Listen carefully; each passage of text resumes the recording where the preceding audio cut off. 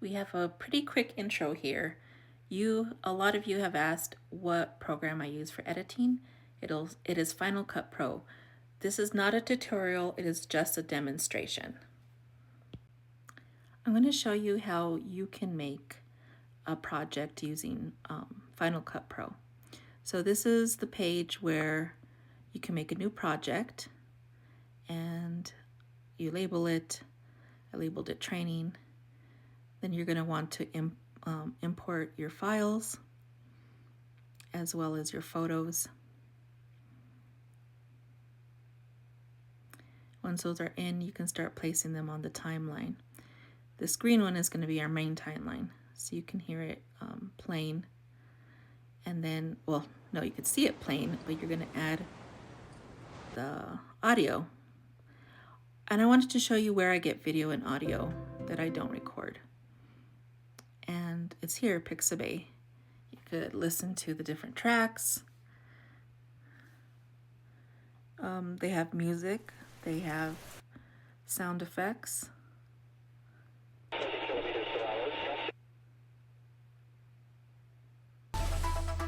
Sorry I sped this up a lot just because I didn't think you want to see everything.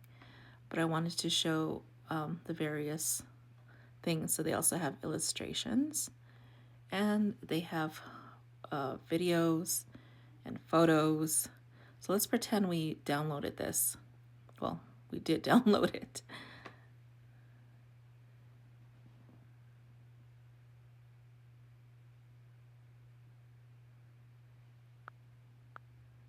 All right, let's find a video actually. This one looks good. Let's go ahead and download it.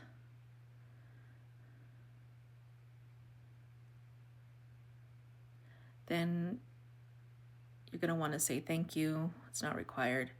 Look up Pixabay, but I'm pretty sure everything is copyright free.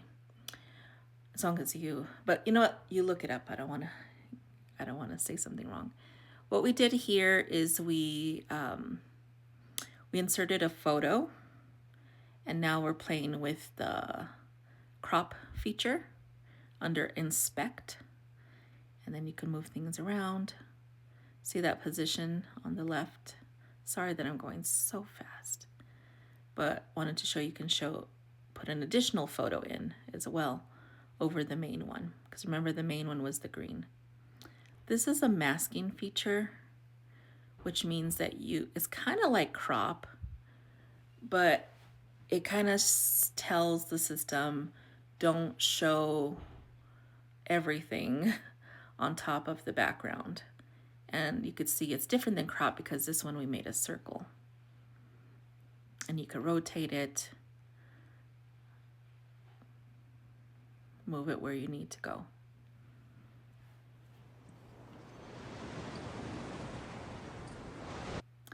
I just kind of play it back to see how it looks. I'm going to do this several times as you edit. You can play with the volume as well. And different features of the volume, like noise removal. This is usually better for recordings that you do on your own, just because sometimes there's ambient noise and stuff. Whereas this one was recorded by someone else, so there's not going to be that much extra noise. But I just went back and forth so you can see the audio jumps up and down when it eliminates the noise, and you can play with the scale of how much you want it to eliminate. You could also move your timeline large, short, or long, just to get really detailed or see things from a bird's eye view. This is a really short video clip, so I'm actually going to paste it a few times so it's back to back. However, when you play it with the other one, it's kind of a sharp transition. So we're going to go to effects and not content and effects, and then transitions. There's so many transitions that you can use. For example, here's one of a star. I haven't used that one quite yet. directional, radial. I mean, they're kind of fun. I just haven't really used all these. But let's try it out. Let's see what it looks like.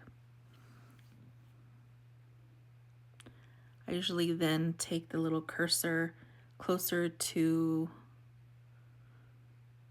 where they meet so I can see how it looks.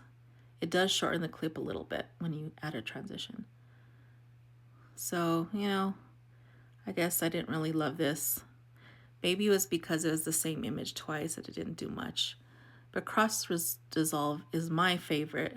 Look how seamless that was. You couldn't even tell that they're two clips. It just looks like one. But let's add some different sound underneath those flowers. This is where we were playing with the timeline between longer and shorter. And when we start the song, it's pretty abrupt. Not abrupt, very loud. So we can take off that first part and it sounds a little bit smoother. You could also fade it in a few seconds, which means it starts off low and then fade the one before it out. And you could play with the volume so that it matches the one prior to it so it doesn't sound as harsh. This is where we faded in the one prior. So now you hear it. It's not as harsh of a transition. Of course, this is just a play video. We wouldn't put these clips naturally back to back. I usually like to add transitions at the very end because of something like this. You see how the timelines get kind of squished and then you have to remove things. Transitions for me usually just come at the end once you're like ready to put it in. We put those transitions in. You can expand to see the, what do you call it, the audio, in case you want to make a break in anywhere. Sometimes I have dropped something and it's a really loud noise, so I might want to isolate that and then bring that volume down of just that piece where I dropped it. See how it starts off regular and then where the drop happens or whatever, it brings it down low. This is a cool effect. I want to show you this. So we inserted this blue powder, right? That's how it looks alone before we do anything with it. We could play with the opacity, and then choose which screen. I chose add. I'm sorry that I'm going so fast. Look how beautiful that is. The blue powder is right on the flowers. And then there's different types of screens. You can see which one actually works for you. See how some of them are really bad. You wouldn't want that one. And then some look very similar. And then of course, once the flowers are gone, you only see the powder. But let's see what it looks over both the trees as well as the flowers. My favorite screen, what do you call that? Blend mode is add. Because it looks like that, it just kind of looks clear. Add is my favorite, sometimes screen, but almost always add. So you could see how it looks over there. Oh, and then you can move it around. So you can move the screen or the powder where you want it to go. We moved it back.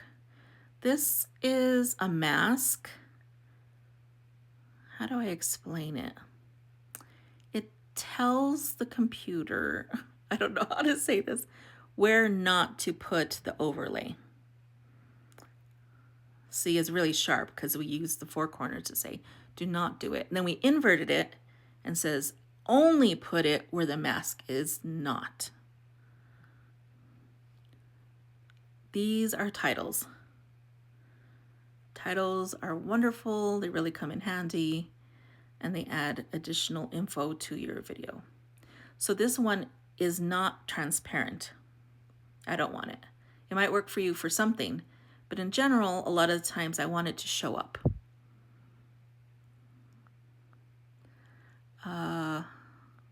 Okay, so I was just showing you what it looks like to type in your message. You could change the font, could change the size, change the color. You are fabulous. We don't have an image under this, so you're not going to see anything. Because remember, the flowers ended right before this. You could also add an outline. Oh, the baseline is the spacing between the letters. But the outline is kind of cool because it adds a little bit of a color on the outside. And press play.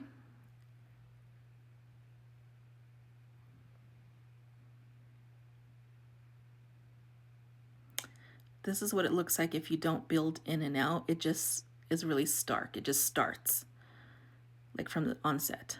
But building in and out is kind of nice just because it kind of gradually brings it into frame. And I learned about this block thing, the black behind the letters, because of this video that I'm showing you right now. I'm going to use this. I've been wanting something. What do they call it? Backplate color. Let's show you an animated one. Animated title. See how it moves? This one is not transparent, but it's fun because it moves. So first we just got to write our text. Spoiler alert, it's going to say, hello, YouTubers, I think.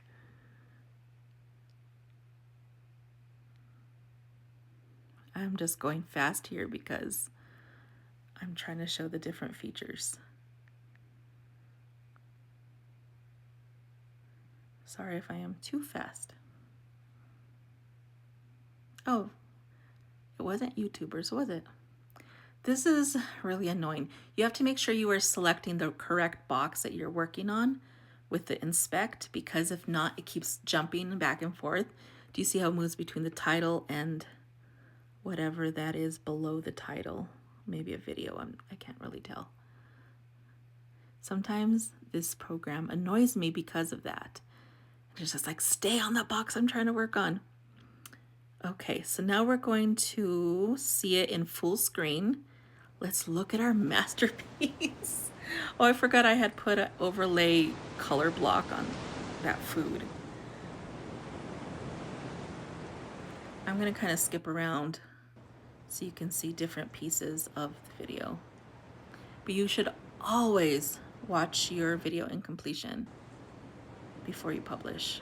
And I usually find at least 2 or 3 tweaks I want to make. It's from the audio to the video to the timing. Sometimes I might not even, what did I say? I couldn't hear that word, and I might select that clip. I wanted to show you something. I took this video today of a flag.